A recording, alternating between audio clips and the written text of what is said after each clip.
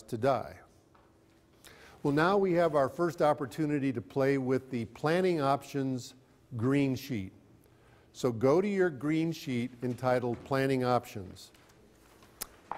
And I want you to go down to number 9. That says the Don't Disinherit My Kids contract.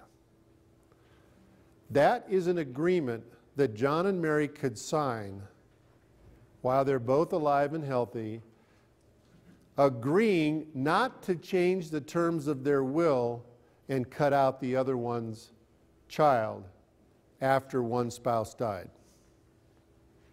That's a very common planning technique now. 10.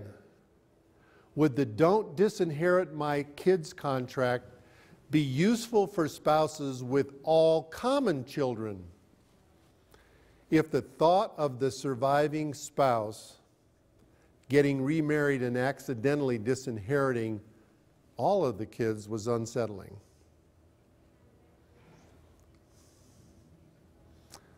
Totally. What we're finding is the phenomenon of late year marriages. My next door neighbor, Ernie, is 82 years old. He got married to Joe last summer in his backyard. I attended. Joe was 77, or is 77. Ernie lost his wife about 8 months before he got remarried. So, I don't know what their wills say, but I know they have separate children, so it could be interesting. But if you want to make sure that you are protected and so are your children, you want to really consider the use of this option number 9. So now you get an opportunity to score option number 9. Option number 9 would be very, very important to you if you were in a second marriage, and had separate children. You would rank it close to 10, if not 10. If you're worried that you could die and your spouse who survives could remarry and somehow shuffle the cards a little differently, you might want to rank it pretty high as well. So go ahead and score number 9. And if you're a married couple, you may have 2 different numbers. You may have 2 different numbers.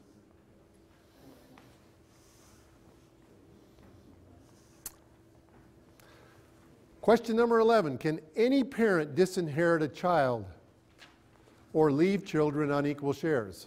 Yes. Why not? If there is a risk, however, that a disgruntled heir could sue the estate later, what should the parents pull together now to reduce the chances of a successful will contest? Well, you have an option on the options green page, and it's called the Different Treatment of Kids package. Option number 2. This is particularly important if you're going to be doing some radical Xing out of logical beneficiaries from your estate. And it's particularly important to document the reasons for doing this in your estate planning file that contains your will and trust and powers of attorney.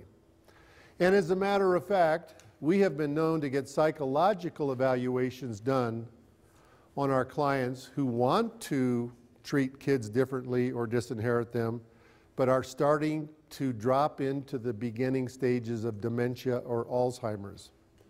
Because you know what they're going to say when there's a death. Well, he or she was crazy or didn't know what he was doing, and therefore this disinheritance is not valid. And then what have you got? You got a big fight in the family, court costs, attorney fees, and it gets ugly. So if you think that disinheriting somebody is what you want to do or leave unequal shares, you need to consider the wisdom of option 2. Go ahead and score that now.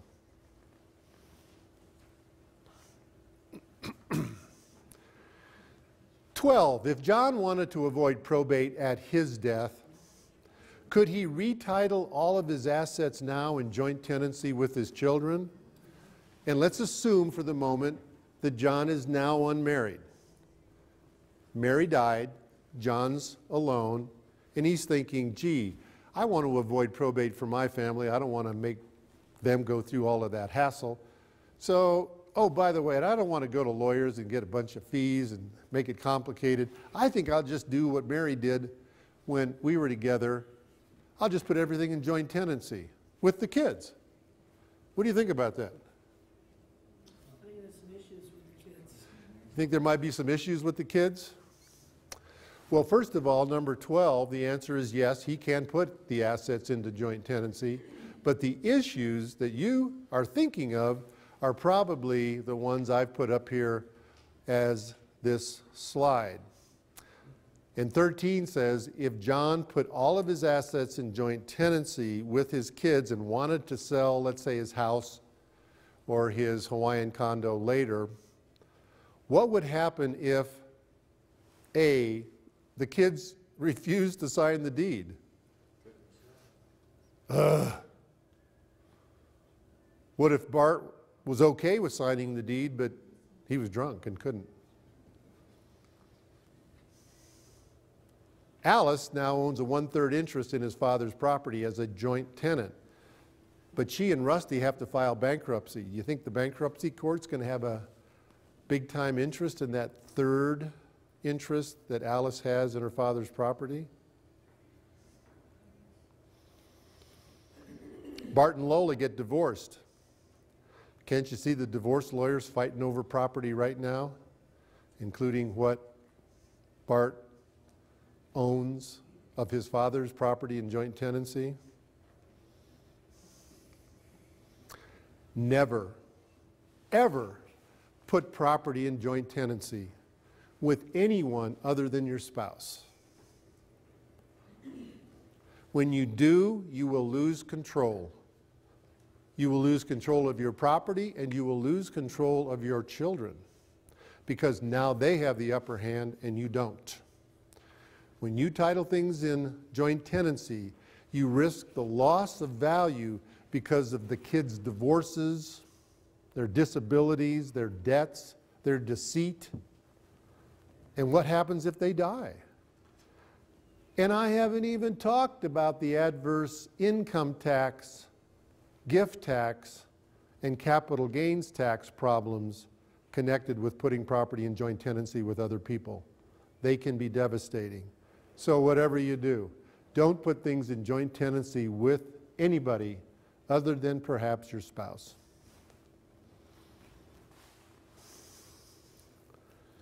Well, 14 asks, what better technique could John have used to avoid the probate of his estate at his death? Well, the answer is fairly clear. We like to use what's called a revocable living trust. Now, there's a difference between revocable and irrevocable. We use irrevocable trusts, but right now we're focusing in on the revocable living trust and how it works for you. And one of the main reasons we like this trust, besides the fact that it avoids probate and wills don't, is that it gives you the ability to control your assets and your children, which other techniques may not do, particularly joint tenancy, very well. So now we'll